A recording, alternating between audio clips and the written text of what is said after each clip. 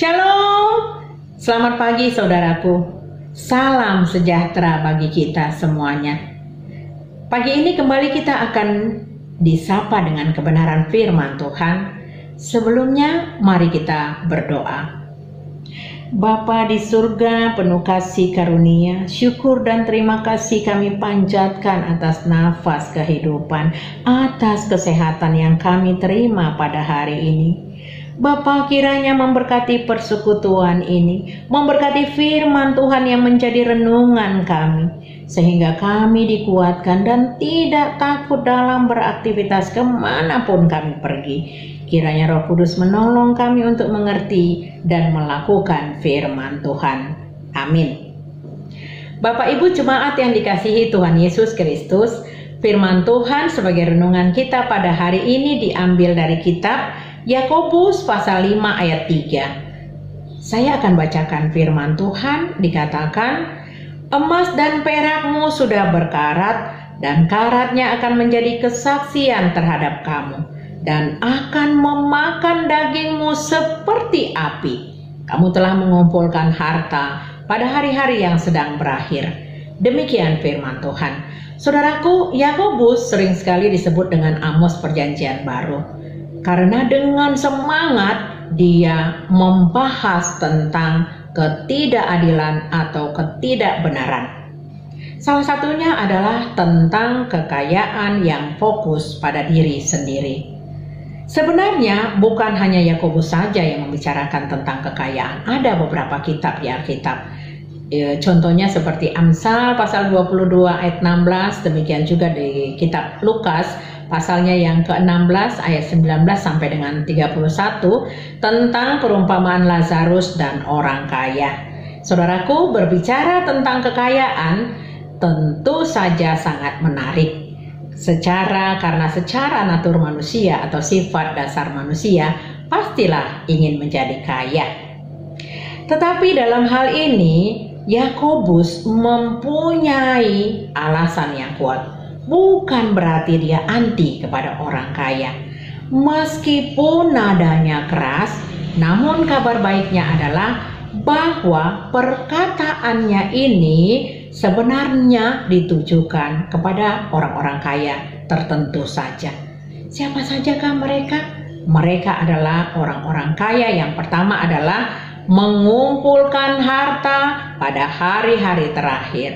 Selanjutnya menahan upah buruh, dan yang ketiga berpoya-poya, lalu mengumbar hawa nafsu dan menggunakan kekayaannya untuk menindas orang lemah.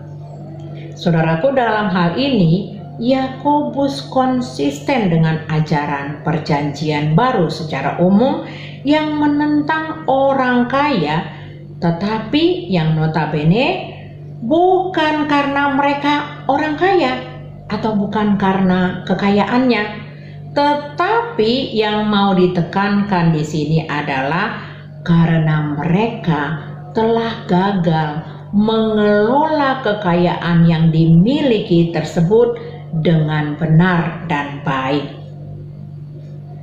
Salah satu tujuan surat Yakobus adalah membangun semangat orang percaya Yahudi yang sedang menderita berbagai pencobaan yang menguji iman mereka, dan mengingatkan orang-orang kaya Kristen untuk menolong rekan sesama mereka jangan mengambil keuntungan untuk memperkaya diri sendiri.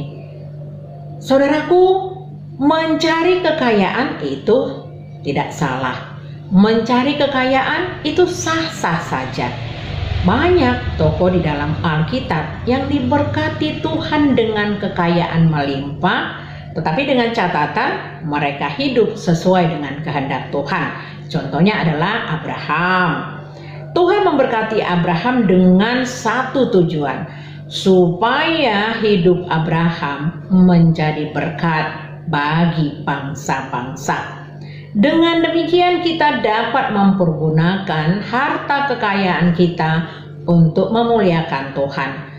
Amsal 3 ayat 9 dan 10 mengatakan, muliakanlah Tuhan dengan hartamu dan dengan hasil pertama dari segala penghasilanmu, maka lumbung-lumbungmu akan diisi penuh sampai melimpah-limpah, dan bejana pemerahanmu akan meluap dengan air buah anggurnya.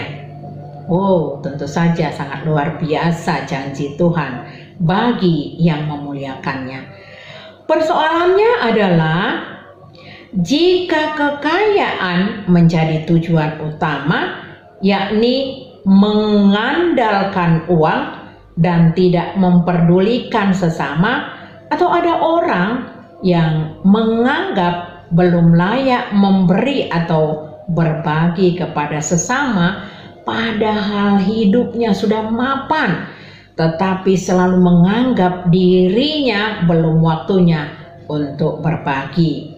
Saudaraku, tanpa kita sadari sebenarnya justru kita sudah menjauh dari kasih Kristus dan kekudusan yang diinginkan oleh Tuhan Yesus dalam hidup keberimanan kita. Saudaraku, Tuhan Yesus memperingatkan kembali dengan perkataan, janganlah kamu mengumpulkan harta di bumi sebab ngengat akan menghabiskannya, tetapi kumpulkanlah bagimu harta di sorga, karena berdampak kepada kekekalan yang akan kita terima.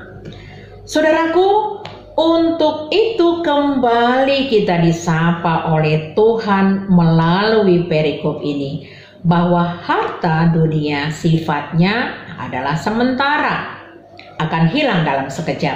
Namun ada harta yang tidak akan hilang, yang sudah dipersiapkan oleh Tuhan Allah, yakni kehidupan yang kekal, kehidupan yang kekal yang ada di sorga.